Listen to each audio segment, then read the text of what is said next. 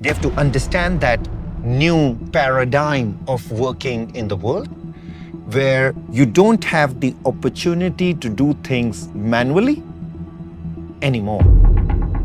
So right out of the gate of university, when you step out, you're supposed to deliver what a person with 3 years experience was delivering before. So they have to learn AI first. They have to learn the AI tools, frameworks, workflows in university or in high school or in their learning journey before they become employable. So it still sounds like very difficult. The customers and the market industry are requiring them to perform, demonstrate their capability, like 2 to 3 years experienced people. So my advice to all the professionals who want to learn AI is Hi everyone, and welcome to interview series by ITVIC about AI and data.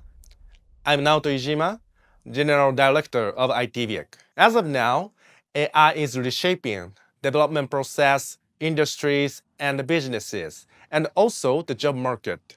Today's topic, future-proof IT careers. What IT professionals need to master in the age of AI is designed to provide clarity. We'll explore how IT professionals can future-proof their careers in the age of AI, what the global talent landscape tells us, and what strategic steps IT individuals need to take to stay relevant, competitive, and confident.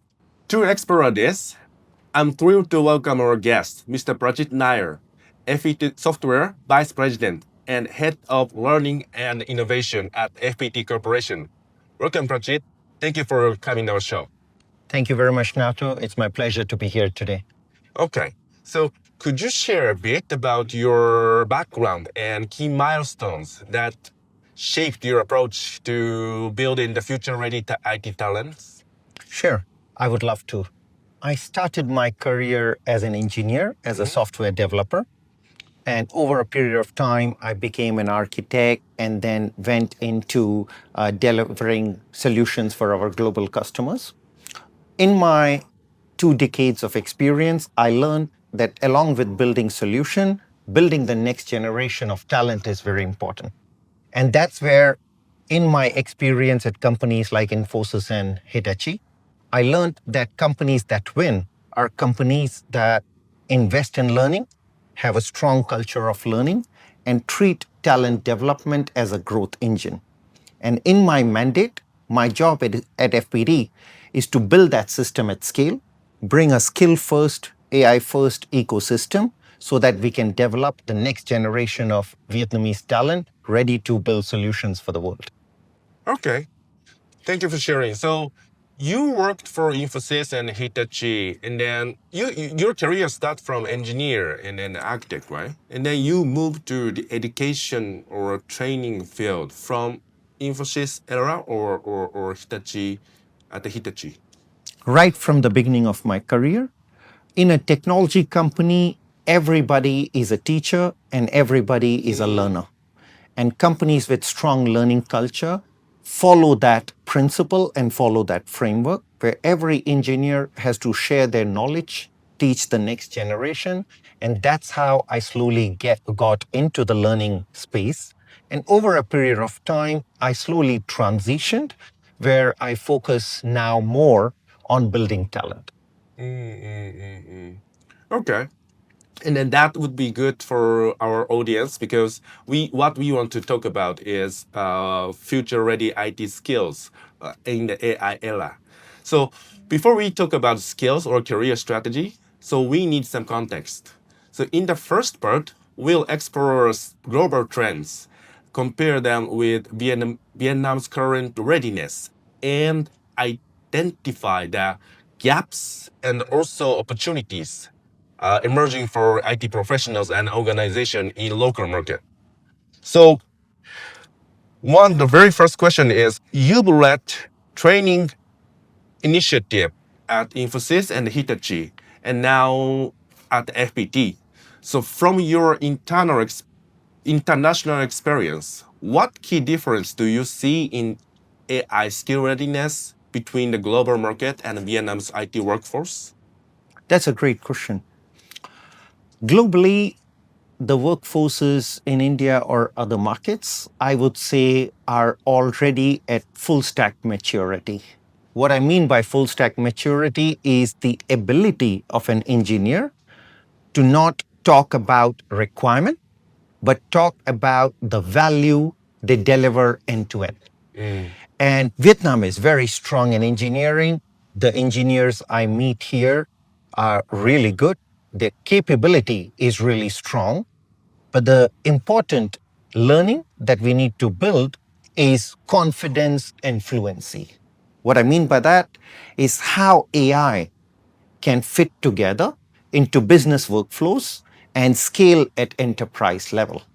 If our engineers can learn those end-to-end systems and can talk to customers, not in terms of requirement, but in terms of the value they deliver, then we would be ready to conquer the world. So that is the next phase for us. I don't have any doubts about capability. Technology, AI, everything are just tools to achieve the biggest purpose, and that is building end to end solutions that deliver value. And that's where we have to go. Okay. So from your perspective, there is not much difference in terms of technical skills or something compared to Vietnam's IT workforce and an international IT professionals. So there are definitely some differences, but the differences are not based on capability. Let me explain. In a mature market like Silicon Valley or in India for that matter, the number of engineers and the scale is very high. So the exposure and the environment an engineer gets to learn and to build is very high. And that benefit does not exist in Vietnam so far. But as we build more, as the country grows more, that ecosystem will also grow. So at this point of time, if I look at it purely from the perspective of learning a skill, learning a new skill, the engineers in Vietnam are equally capable as engineers everywhere. But in terms of environment and exposure they get, there's a little bit of a disadvantage. But that is where the learning culture of FPT and the learning ecosystems can fill that gap by creating that kind of environment internally in the organization and extend it to other learning ecosystems like universities, the developer network and community, and so on. What lessons from more mature AI markets can Vietnam's IT professionals adapt to accelerate their own learning curve? So I would say one of the most important mindset is the culture of experimentation. For technologies like AI, for new age technologies, learning is not enough.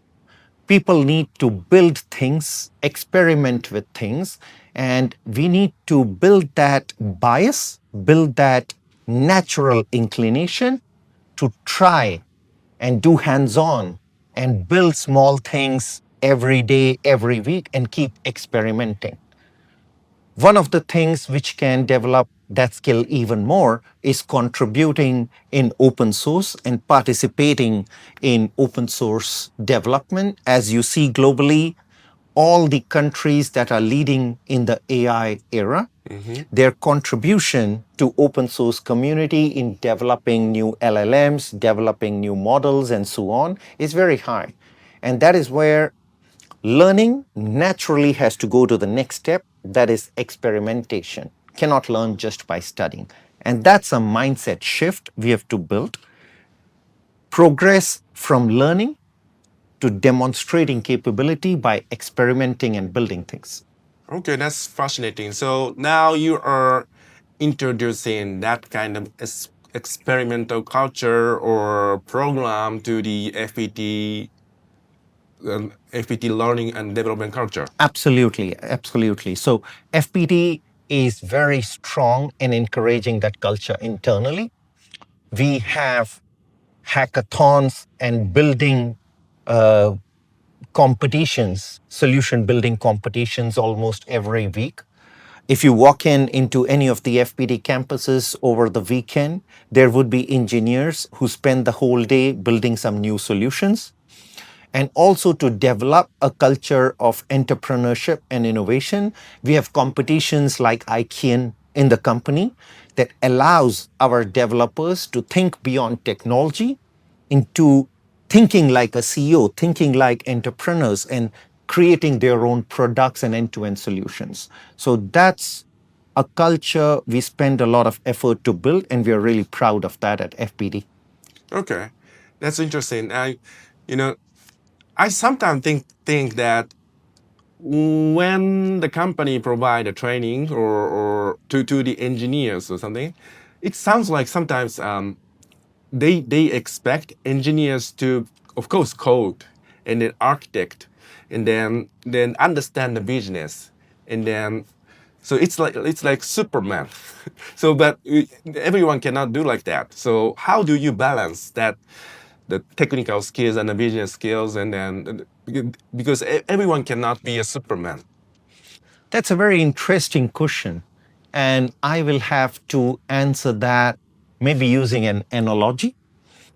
And this is where the real power of AI is going to be visible. So I will tell a small story to explain it. If you've seen the movie Titanic or any movie like that, the job of a captain is a like the job of conducting like an orchestra. When the captain wants the ship to run fast, in the older time, like in the time of Titanic, the movie, and so on, they would have an intercom. They will call somebody and say, make the ship move faster. And there would be somebody who will heat the boiler, put more coal, make more fire. So there are 50, hundreds of people working in the lower decks of the ship to listen to the command of the captain to make the ship go faster. That was how software engineers used to work for many years. The customer would say, let's build an app where some user can add a product and check out the product. That's the value of, in this case, let's say e-commerce. That's the value. You buy something. But in the older time without AI, the project manager or the business analyst has to maintain a team of 10 or 15 people to tell everybody some small micro component of the job. So somebody is writing the code, somebody is building the database, somebody is building the UI, somebody is connecting these things. Everybody is doing micro tasks, and only the project manager and the BA, business analyst, usually know what is the total value. But now with AI, like in the case of ship, now in the modern ships, if the captain wants the ship to go faster, he does not have to call anybody. He would have some lever at his hands to accelerate. Now with AI, the developers get the same power. Okay. Every developer can become a captain because there's AI to do those micro pieces of work. That's super fascinating. So once we understand the landscape, and then the next step is transformation. So some roles will disappear, and other will be automated, like you said, and then entirely new job category will emerge, requiring new capabilities, new mindset, and ways of working. So you once mentioned that around 80% of training should be proactive. In your wording, experimental, with employees prepared ahead. So could you share a concrete learning journey or framework that helps engineers stay ready before client demands arise? Sure. So that's an interesting example again. I would like to start with a story.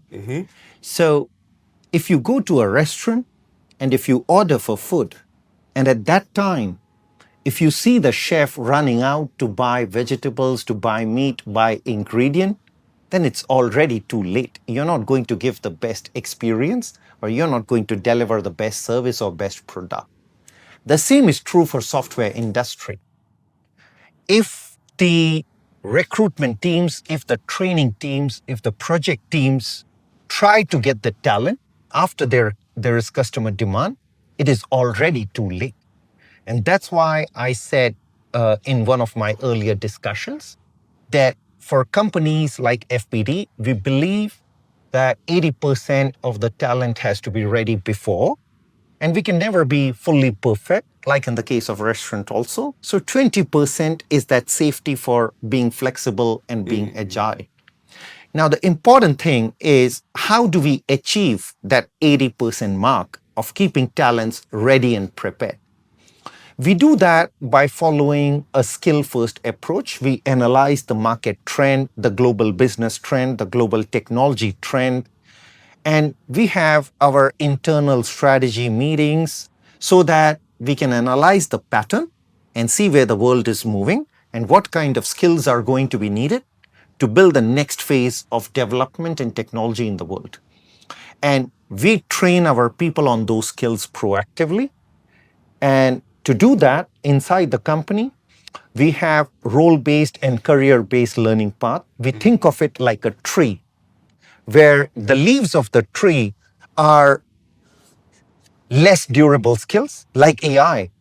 AI 3 months ago was different. AI 6 months later will be very different. So they're not durable skills. The engineer needs to learn it every 3 to 6 months. So leaves are non-durable skills. People need to learn it every few months. The branches, they're more durable. They are skills which are valid for maybe 3 to 5 years. And they will be valid for a longer term. They're semi-durable skills. That can be skills like project management, like a scrum master, and so on, or a business analyst. And then there is the trunk of the tree. Those are durable skills, valid for maybe 5 to 10 years. And those are skills like problem solving, understanding the business context, and so on.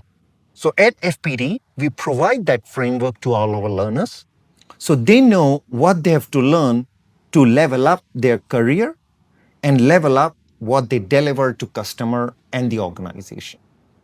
So the FPT has kind of talent management system that record each individual's skill. And what are the criteria for that talent management system? Because FPT takes pride in being a learning-centric company, our culture of continuous learning is very dear to us. So our investment in our learning ecosystem is very strong. Our skill ecosystem measures and keeps track of skills for every employee in the company, where skills can be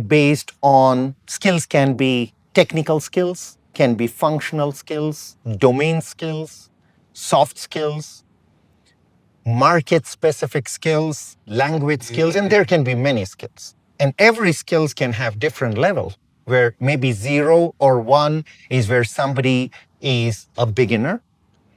Maybe at 2, they are middle level. At 3, maybe they are senior. At 4, they are an expert. So we track these collection of skills and we track the level of skills for every employee in the company. And that's an internal ecosystem. So when we have to deploy an engineer into a project, we can get the right kind of person who fits that requirement.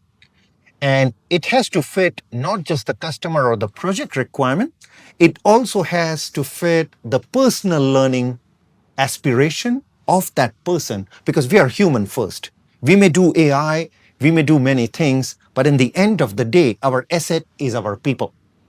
So creating an ecosystem of learning and creating an ecosystem of skill allows our FPD staff to develop in a way that brings harmony to their career, their dreams, their aspirations, as well as the needs of the company, needs of customers, and everybody. But you guys have thousands, 20,000 or 50,000 of people in your company. How can you provide the right learning opportunity for the right people in FPT, the huge organization? That's an interesting question. And in my career journey of the last 2 decades, I've seen organizations do this manually with Excel sheets or trackers where every HRBP will track how many people they have, what they want to do, and so on. But now we are in the age of AI. AI makes these things very easy. The moment a person logs in into their laptops, into their systems, we have the ability to provide personalized dashboards to all employees. And the system and the AI knows what is their current job level, what are the courses they did in the last 1 month, 3 months, 6 months. It knows what they studied in their university. It knows the direction of growth they are following. And the system can automatically recommend what they should be learning next, keeping three important contexts in mind. The one is, how can this person succeed in their current project? The second is, how can that person succeed in that domain? And the third is how that person can succeed in our Go Global and the global mission. So as an example, if I have a software engineer working in the automotive domain for a specific customer, when they log in, they can see what are the skills required for their project and how they can become good in their project. It shows needed skill and what they have and the gap of the skill. So they can learn and they can become good for their project. But it also shows that to become good outside their project in automotive domain, what they must learn so they can do that. And then it shows them what are other companies in the world doing in automotive, what are other automotive companies doing, and how can they become an expert in that entire field itself. So this is something every FPT employee gets to see in their dashboard. And we are continuously putting effort, continuously making investment to make sure we keep developing this ecosystem. That's cool. But everyone can do that because they are busy. And they can spend enough time for their taking the training course or something. Of course, that's always an important question. So, like I said before, that learning is an important culture of FPT. So, we have specific time and effort and also some requirements from all our staff at FPT to finish some essential hours or effort of learning every quarter, every month, or every year. So it's part of their journey. When they come to work, we expect them not just to do the job, but also to experience their human element, which includes learning, which includes employee experience, events, a lot of happiness things, and so on, because we invest in holistic development of our people. It's not just come, do the job, and go away. And in that holistic experience we provide to our people, learning is an integral part of it.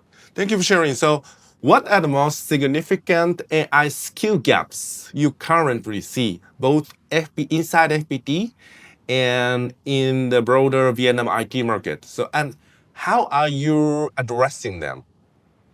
Sure, that's an important question. Generally from a market perspective, I would call out the most important things. The first one is the ability of engineers to work in a new way of production where AI first is the principle or the framework to produce. What I mean by production is software delivery, just like producing a movie. Software delivery is just like that. There are many moving parts, there are many stakeholders, there are many players, and you have to think of it like a complete production. So the first skill people need to have is that AI first mindset. And we invest heavily in making our people have that AI first mindset For every new employee that joins the company, it's part of their onboarding training. For all existing employees, they have quarterly micro learning modules they have to take so that their mindset is kept up to date and fresh about how to think AI first. The second is data fluency. As you know, data is the fuel for AI. If we don't have strong data skills, AI doesn't work. So we invest heavily to make our people strong in data engineering, data analysis, and related skills, because without that, there's no AI. And the third and most important part in that whole production is how the engineers and how every member of a project can apply AI in their actual work, not just in the mindset, but in the actual work. Use the AI tools, use the AI delivery systems in the software delivery life cycle, right from requirement to coding to testing to integration to delivery. There are AI tooling and workflows for everything. And we train our staff to deliver software in that AI augmented fashion. And that's why we use the term AI augmented staff. AI augmented staff is people who can use AI to deliver software in the new way. And we invest heavily to build and make all our staff AI augmented. The goal of FPT is to have at least 80% of all our staff to be AI augmented. They can use AI for their everyday job. Not just engineers, but everybody. It can be a marketing person, it can be a business analyst, it can be an HR person, it can be a developer, a tester, to everybody. And the fourth one I would say is what we call as AI champions. And that's another lack of skill in the market. AI champions are people who take the same capability to our customers. Because many customers globally, they don't know how to apply AI in their business ecosystem. So AI champions for us are people who are strategists, who are consultants, who understand AI end to end, like the orchestrator, like the captain of that ship. They can talk to customer and understand what is that business value, where we can apply AI to increase that business value. And AI champions help our customers to realize that potential. And that is another skill we build in the company. How many AI champion do you have for now? So overall, at a FPT level, our goal is to make sure 80% of our staff is AI augmented, and 15% of the staff will be AI first developers and AI champions, but nearly 100% of the staff with their mindset and capability are AI first. That's interesting. And that's a continuous journey, because you see, FPT is a fast growing company, as you know. So we cannot stop working. We have to keep developing our people, because as we talk, maybe 10 new people might have joined this campus right now. So my team would talk to them and make sure they learn the things they have to learn. So it's a continuous process of building those skills. Okay, that's interesting. So beyond the traditional training, what innovative methods such as gamification or micro learning or AI-driven learning platforms are providing most effective in keeping engineers engaged and motivated? Very good question. So along with AI, one of the biggest application areas of AI is education and learning. And we are also seeing a lot of customers who are interested in the same. But let me give you some examples of how we implement AI and in improving our learning experiences. So I gave you the first example before of how using AI, we build a skill-first ecosystem. We can create personalized learning journey and see the skills of everybody and help them grow. So that skill-first ecosystem is enabled by AI, where our learners can learn new things not just by reading a course. There are courses, of course, but the new ways of learning are the learners need to do simulations, role plays, hands-ons to make them closer, as close as possible to the real challenges of the world. We simulate that battle environment, we simulate that real situation so the engineers can know what are the challenges of the customer, what are the burning issues of the customer, and we create that environment. It was not possible before without AI, but with AI now, we can have agents, we can have role plays, we can have simulations, and so on. And that's one of the ways to do it. The second thing we do is create personalized and gamified learning journeys. So every learning program in the company has gamification and personalization to it. And I will speak about each of them. Personalization is important because every individual is unique.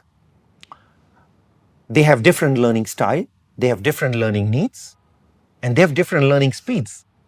So we cannot offer one single course to everybody and expect to learn in the same way.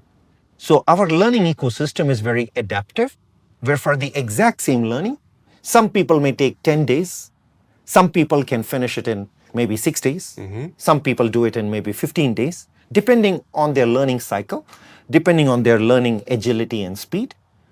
It doesn't mean that somebody's slow or fast. That's not what I mean. Some people are deep learners. They need more time to practice. They want to understand the inner workings of things. And some people want to build faster and want to try out things faster. So there are different styles. We enable that. And in terms of gamification in the company, we have many campaigns, leaderboards, monthly leaders of learning, and so on. These create and continue the culture of learning. And then while we do all of this, we use AI also as a teacher. So we have digital workers or agents which act as teachers. For example, simulate client interviews or simulate some burning issue in a project. There are agents which can recreate those sort of situations, do code reviews, try to simulate bugs in the code, and so on. The idea is to give a learning environment that is as realistic as possible. It is stressful, but that's how life is. Life is not a comfort zone. The more we prepare in training, the easier it becomes in life. So the learning environment provides them that real situation. Let me give you an example. Let's say I have a developer who is working for, let's say, a global automotive company. This is just an example. And now the developer, let's say, has a demo or a presentation or has to explain some issue that we have to solve. Now, we have an internal AI-based role play engine, which has 3 layers of information. The base layer is the basic knowledge a person needs to have, technology, soft skill, and domain, and all of that. The second layer is the domain information specific to automotive domain, because this engineer is working in automotive. And the third layer could be information specific about the customer. How is the customer? How is the status of the project? Do you expect the customer to be angry or happy? So when they go into the role play, it can read all these signals, and the AI can pretend as the customer who asks you technical questions, domain questions, and maybe the software you delivered last week had some bugs, so maybe the customer is not happy. So the AI will simulate that emotion and the responses from AI, and this is real voice that you're talking to. It will say things maybe in an aggressive tone or so on, and the engineer is sitting with the webcam and audio, and they have to interact, just like a video call. So basically, the engineers and the FPT team members will communicate with AI video That's right. conversation or something. That's right. That's right. Okay. That is one example of a simulation. There are many different kinds, but I'm giving you a simpler example. And this is towards making our people more confident in what they do, because they have skills, they have capability, but we have to make them ready for the world. So let's back to some fundamental part. Sure.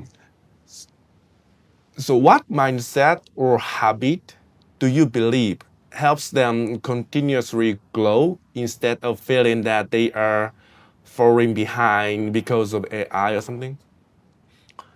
So that is the mindset we covered before, but I would love to repeat it. We have to stop thinking of AI as a new technology to learn. It's not a new technology.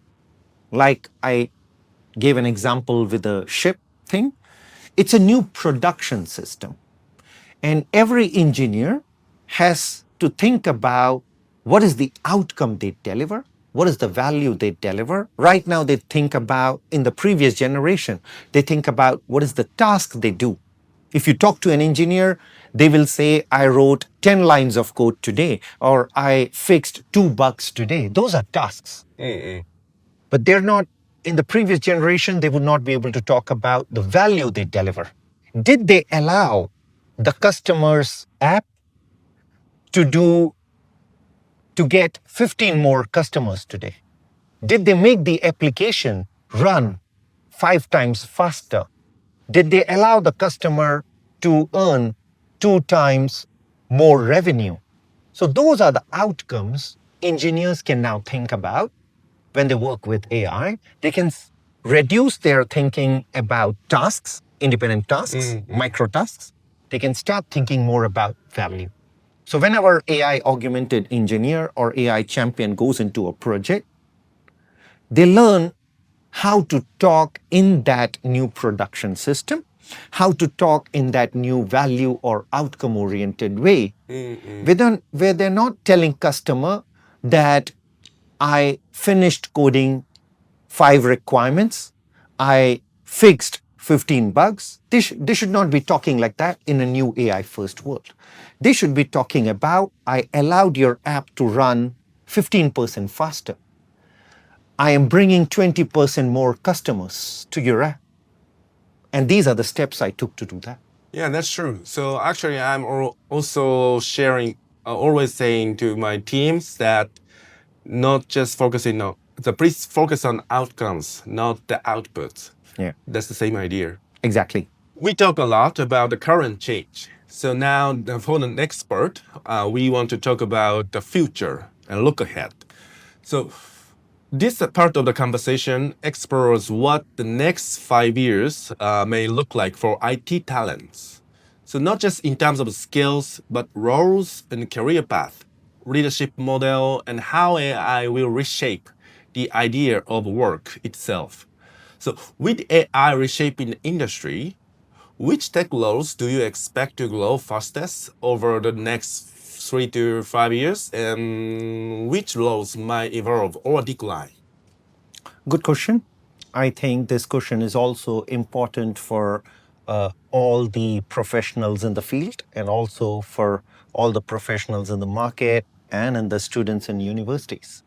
So, what we see as a pattern is the demand for AI augmented engineers is going to grow a lot, because companies that need software development services, they expect faster timelines now.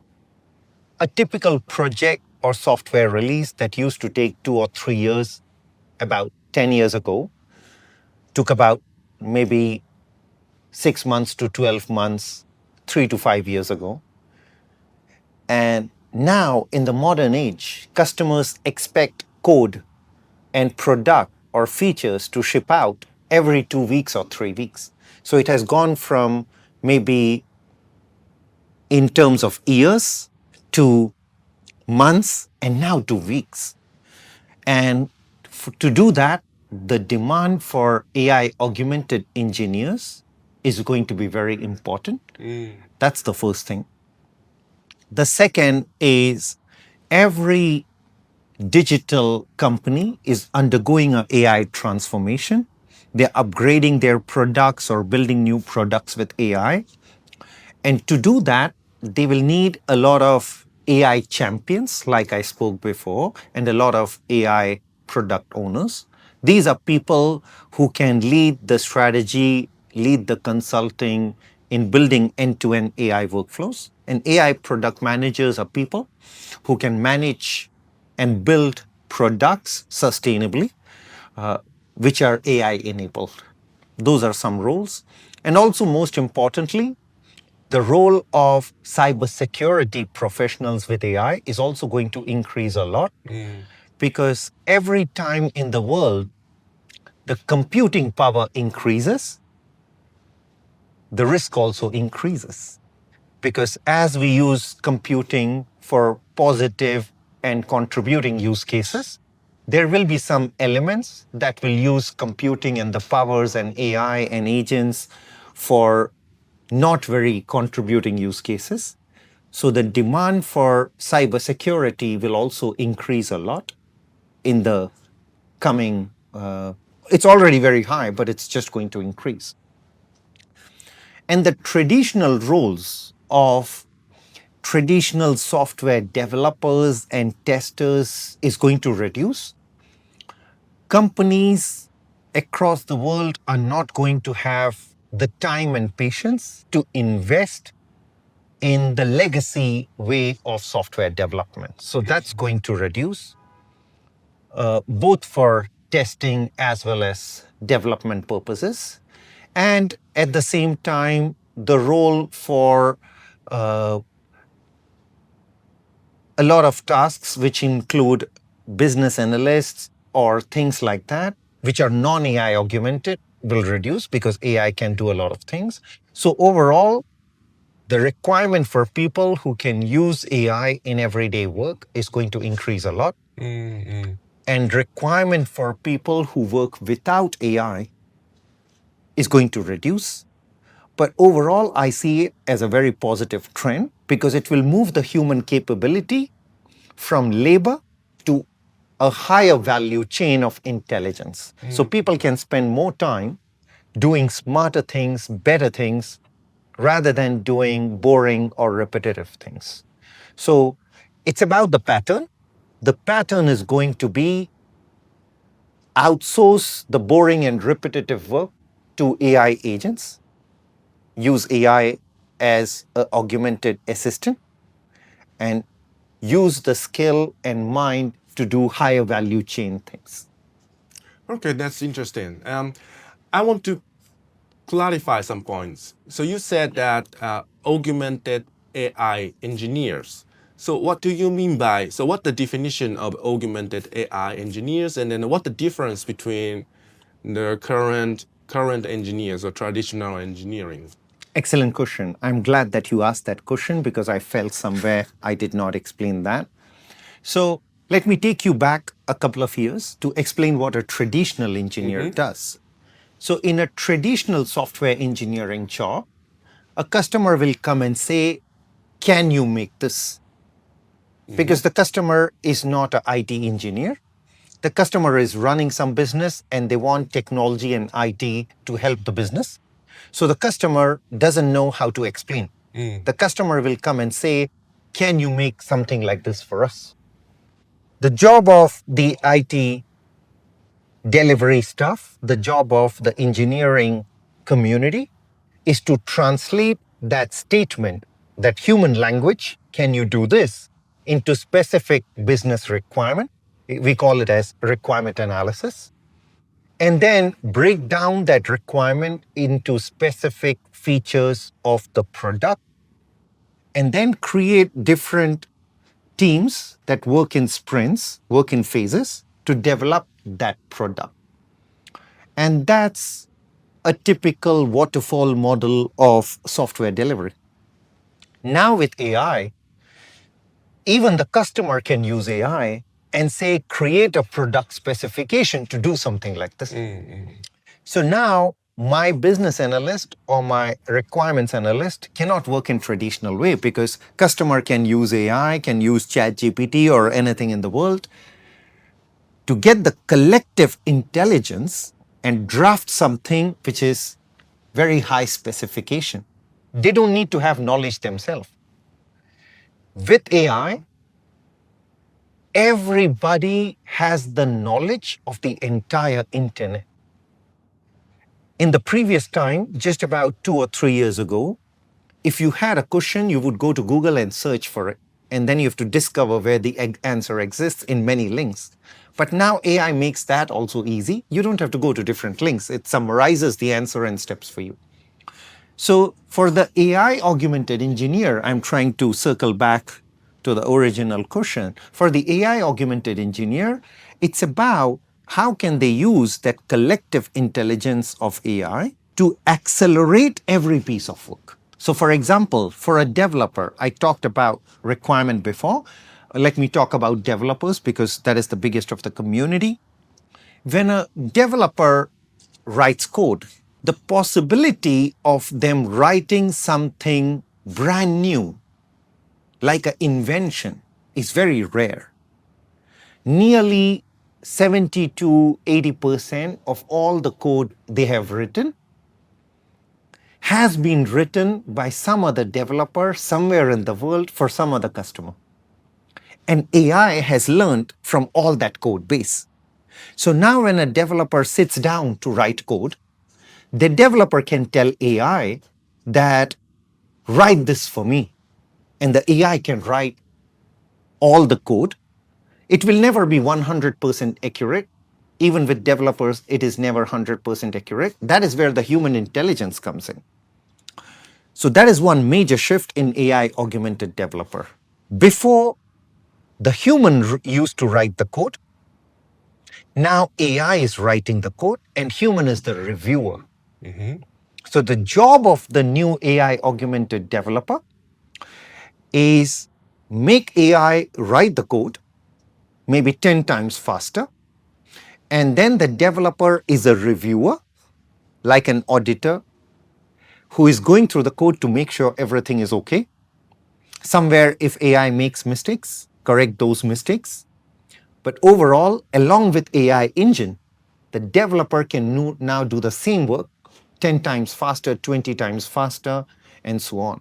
Overall, at a company level, we see that AI augmented staff can do the work approximately 20 to 30% faster, which means the cost is lesser, the time to deliver is less, so customer can get the product faster, better, cheaper. But it's still not just 20% or 30%. It's not kind of double or triple the outcomes or something. So we are, I believe, still in the first generation of AI. We still have many different generations to go. Now you're already hearing about quantum computers. They will make things even more faster. Today, if you ask me, quantum computers is where AI was 10 years ago. 10 years ago, AI was there, but it became popular in the last 2 years. In the next 8 to 10 years, quantum computers will become possible. It will make AI 10 times faster. So we are still in the first generation of AI. And in the first generation, depending on the company's maturity and people maturity of using AI, we can expect to achieve around 20% of improvement. When I say 20, it's an average number. Some teams achieve 10 or 15%. Some teams can achieve 30 or 40%, depending on maturity. But as we go ahead in the next couple of years, computing will become faster, AI models will evolve. This technology is growing very rapidly. And then it might become, like you said, 2 or 3 times faster. Okay, that's interesting and then very that's a super interesting story, but at the same time sounds like super difficult, you know. So for mid-career engineers or junior engineers who want to move into the AI related roles, so what's a realistic first step or transition roadmap you would recommend to them? So one of the most impacted community with AI in terms of software development are fresh engineers out of university. The reason for that is most of the places where AI is applied is in the beginner level jobs. And that is typically the jobs that go to interns or fresh people out of university. So the impact of AI is strongest there. What we see as a pattern is the job requirements have shifted by around 2 to 3 years. What I mean by that is what we wanted a fresh out of university person to do now is what a 3 year experienced person would do around 3 years ago. So the job requirement for nearly all roles, not just in engineering, but engineering, marketing, communication, everywhere across the world, the job requirement at the beginner level has shifted by about 2 or 3 years. So a fresh person out of university today with AI would do what a 3 year experienced person can do before. So that is the important thing. So students, young people have to adopt the AI mindset very early in the age, maybe in university or even before that. They have to understand that new paradigm of working in the world where you don't have the opportunity to do things manually anymore. So right out of the gate of university, when you step out, you're supposed to deliver what a person 3 years with 3 years experience was delivering before. So they have to learn AI first. They have to learn the AI tools, frameworks, workflows in university or in high school or in their learning journey before they become employable. Okay. So it still sounds like very difficult for very junior and the middle people because the customers and the market industry are requiring them to perform, demonstrate their capability like 2 to 3 years experienced people. My suggestion to all the young people is to think about building with AI. What I mean by that is pick one AI stack, regardless of your major in university. Pick a specific AI stack. As an example, let's say I'm a young software engineer in university. Pick any one AI stack. Let's say Azure AI, OpenAI, something like that. Step one, learn it. Step two, build something with it. Step three, give it to your friends and community or other people and co-develop, put it in open source or participate in hackathons or do things like that and expose yourself, expose your knowledge and get into the environment of building things. If you can build things, then you're already in the journey. If you're just learning things, then you're behind. So my advice to all the professionals who want to learn AI is don't get confused. You don't have to learn math. You don't have to go into those. There is no need to reinvent what already exists. Pick any AI stack. You cannot go wrong. Pick any AI stack, learn it, build with it, and take what you build to your friends, to your family, to your society, to your school, to your co-workers, to people. Participate in hackathons, participate in competitions, and see if you can create that end-to-end product or feature. And as you do this more and more, you get experience, and then it becomes easy to replace one with another. I mean, in the beginning, it was very difficult to move people from, let's say, searching on Google to searching on, let's say, ChatGPT, just as an example. But now people seamlessly switch between ChatGPT, Gemini, Cloud. There's so many options.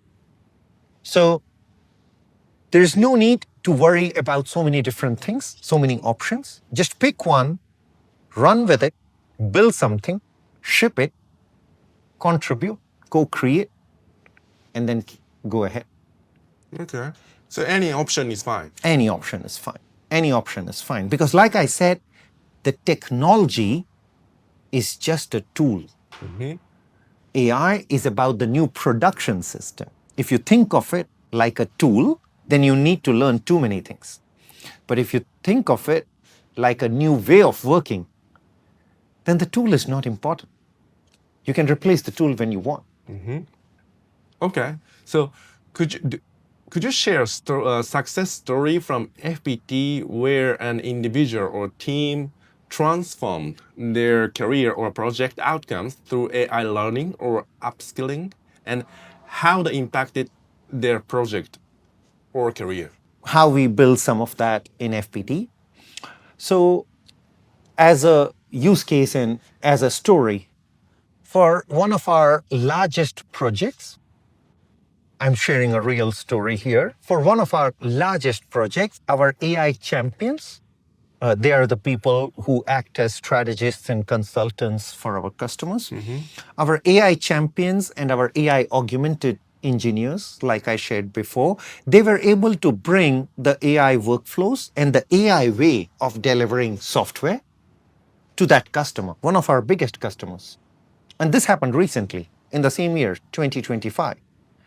And for that same customer, we were able to ship software, we were able to deliver software 30%, approximately 30% faster on an average, while reducing the error rate and making things more accurate and shipping things faster. That makes customers happy, that makes engineers happy, that brings more value into the ecosystem. And overall, it's a win-win situation for everybody. That is one example of one specific project where we implemented it, but we have many, many projects like that where AI workflows have allowed the engineers and customers and FPT to derive higher value with the same set of people with the power of AI. Is there any specific training initiatives or educational initiatives that bring the impact within FPT to the business? Sure, absolutely. So, of course, for a big journey like the AI first journey we've been talking about today, it cannot happen without a lot of investment into our people.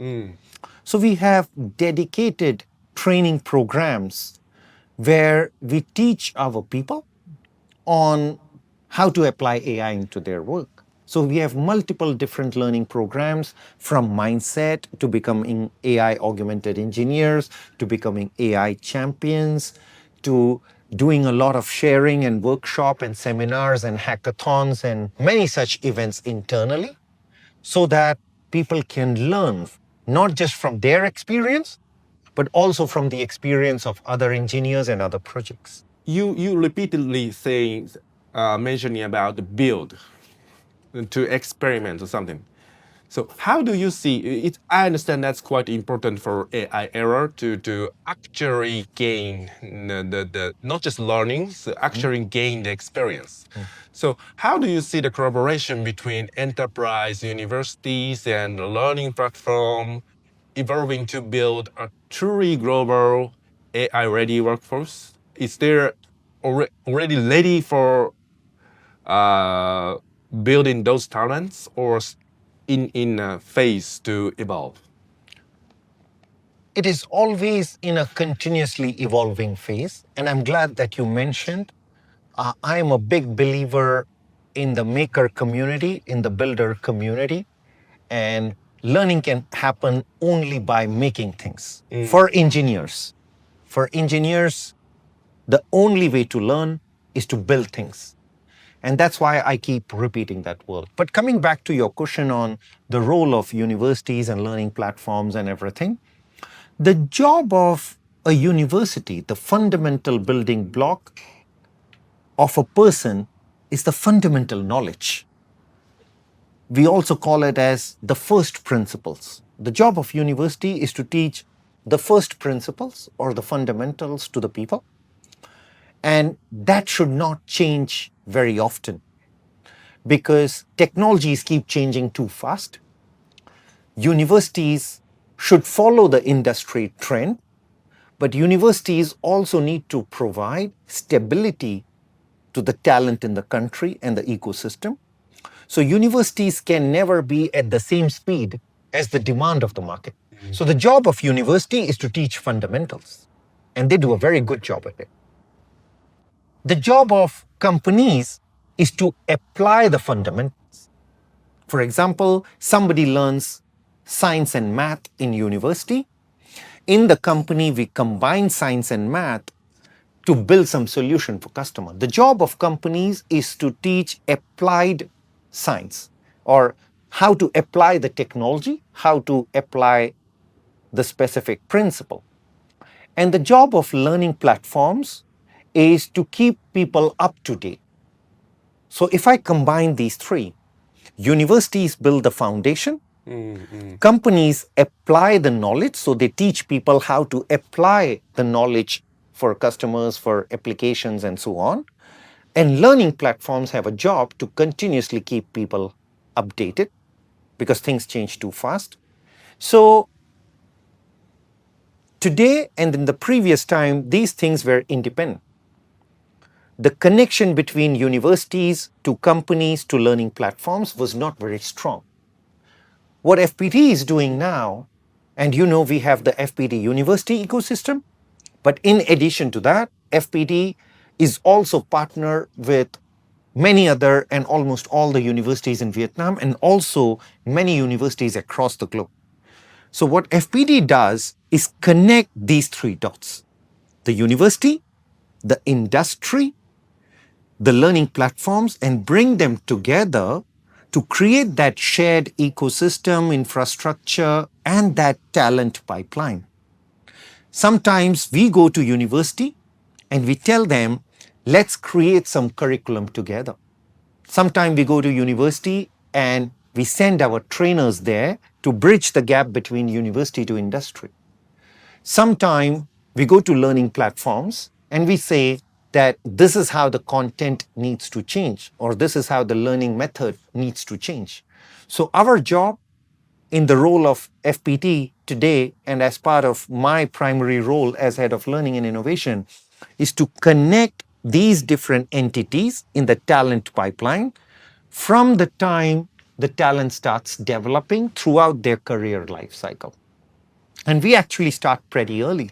We start engaging people right from their high school level, even before university. At high school level, we are making them interested in STEM and AI and data.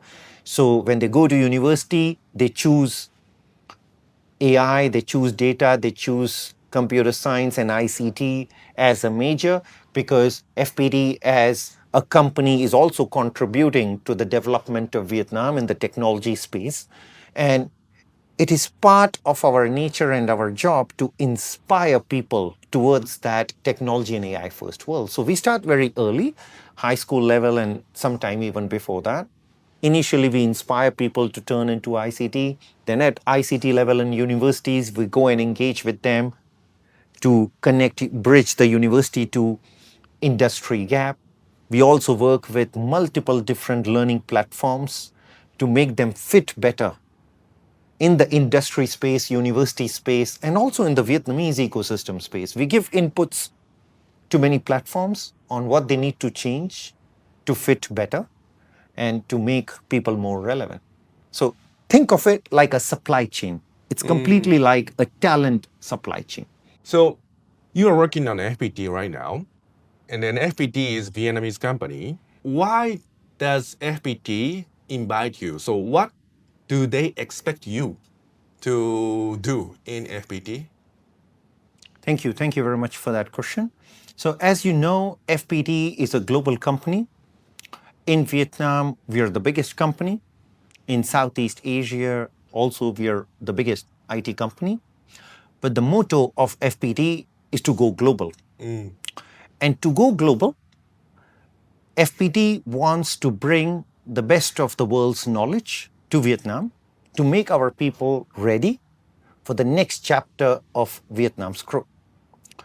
So FPT invited me to come and join in this mission and this journey, where I can contribute and I can participate in developing the next generation of talent, and at the same time work with the leaders of FPT in helping the company and people go global, understand customers across the world. And that is one of the important mission I have. In my working experience, I work mostly in European and American markets. So that's one knowledge I bring to the company. And in addition to that, because I worked in large enterprises like Infosys and Hitachi, Infosys is about 10 times bigger than FPT, and Hitachi is many times bigger. I had the experience of working in large, stable, mature organization. But as you know, with large organization, the culture is not like a startup culture. FPT is still like a teenager in the IT industry globally. In Vietnam, obviously, it's big, but globally, I would say FPT is still in the teenager phase of growth. And I feel proud and delighted to have the opportunity to come and participate in that phase, because that is the most exciting phase of any company. When it goes from $1 billion to $5 billion, we call it as the 5 giga journey in FPT. It is my honor to come and participate in that journey of FPT, in that growth phase of FPT. And I'm delighted I have the opportunity and invitation from FPT to come and do that. So thank you for your insights, for sharing. Before we close, if you could offer just one piece of advice to the IT professionals preparing for their future in the age of AI, what would it be? So, my advice to all the people would be technology is not designed to be static. Technology is always evolving, technology is always changing, and so do we. So, every professional working in this industry has to understand that technology is just a tool and the tools will keep changing. And we have to continuously learn. We have to inherently build a nature of continuously learning and developing so that we can keep pace with technology. And that is going to be the truth for every professional out there. The continuous learning nature and culture will keep people always relevant. If somebody thinks that I've learned something today and it is going to make me relevant for the next 5, 10, 15 years, that's not true. Technology was changing once in 5 or 10 years, 20 years back. It was changing once in 3 or 4 years, 10 years back. Now it changes every 6 months or 1 year. So people have to continuously learn and grow, and that fundamentally, learn and grow, is the basic principle of FPT. So now learning and grow is becoming much more important than before. Absolutely. Absolutely. That is Okay. one universal truth. So thank you, Mr. Prajith, for joining us in this conversation. Thank you very much. It is my pleasure to participate and share with the community. Thank you. Thank you. What's an interesting conversation? Whether you are an engineer or a student, this is the time to experiment, learn, and build a career designed for change. Thank you, Mr. Prajith, and all of the audience for joining us in this conversation, and for being part of the next chapter of Vietnam's tech evolution. This is the interview series by ITVIEC about AI and data. See you in the next episode. Thank you.